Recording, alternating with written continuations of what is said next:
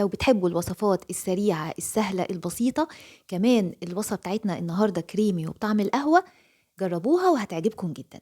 هنجيب في الأول لتر من الحليب، بعد كده هنضيف عليه علبة من الكريم كراميل الجاهز، يعني كيس كريم كراميل جاهز، وبعدين هنضيف معلقة كبيرة مليانة من النشا، وبعدين هنضيف معلقة كبيرة من القهوة سريعة الذوبان، ولو مش عايزينها بطعم القهوة يبقى ممكن تستغنوا عن معلقة القهوة، بس بطعم القهوة بصراحة جميلة جدا.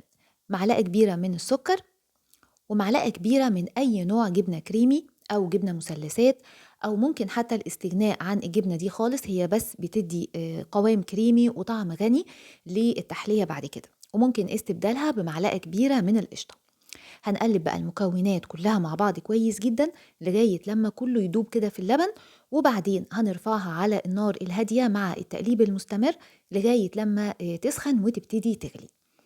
أول ما هتسخن وتبتدي تغلي هنرفعها من على النار، وهيبقى قوامها بالشكل ده، ما بتبقاش تقيلة قوي. هنجيب بعد كده 10 وحدات من أي نوع بسكوت سادة موجود عندكم.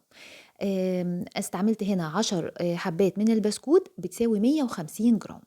هنحط البسكوت زي ما هو كده في اللبن، طبعا بحرارة اللبن هيبتدي ان هو يدوب، وممكن لو عايزين ال10 بسكوتات دول تضربوهم في الأول بالكبة بحيث يبقوا زي بودرة، وبعدين يتحطوا على الخليط ويدوبوا فيه أسرع ممكن. والطريقة التانية احنا هنحط البسكوت وبعدين هنضربه بالهاند بلندر أو هنضربه في الخلاط. أنا عملت هنا إن أنا حطيت البسكوت زي ما هو، وبعد كده ضربته بالهاند بلندر، وبعد كده بقى قوامه تقيل بالشكل ده. هنجيب بقى الصينية اللي احنا هنحط فيها التحلية بتاعتنا، وهنحط فيها الكراميل الجاهز اللي بيكون موجود في علبة الكريم كراميل. أنا استخدمت هنا كيسين من الكراميل، لكن في الوصفة استخدمنا علبة واحدة أو يعني كيس واحد من بودرة الكريم كراميل. بعد كده هنضيف بقى الخليط اللي احنا عملناه، وهتلاحظوا ان هو بيعمل وش خفيف كده، بعد كده الوش ده بيختفي خالص، لما بيبرد مش بيبقى ليه أي أثر. خلاص هنصبه بقى كله وهنسيبه لغاية لما يبرد شوية، وبعدين هندخله بقى في التلاجة لغاية لما يتماسك. أنا سيبته ليلة كاملة. تاني يوم هنقلبه، وبعدين ممكن طبعا ده اختياري، وممكن نزينه وممكن لا. أنا زينته هنا بشوية كده من المكسرات المجروشة، برضو بتديه شكل حلو وطعم جميل جدا. بعد كده نبتدي بقى نقطعه ونقدمه زي ما انتم شايفين كريمي وفي منتهى الجمال.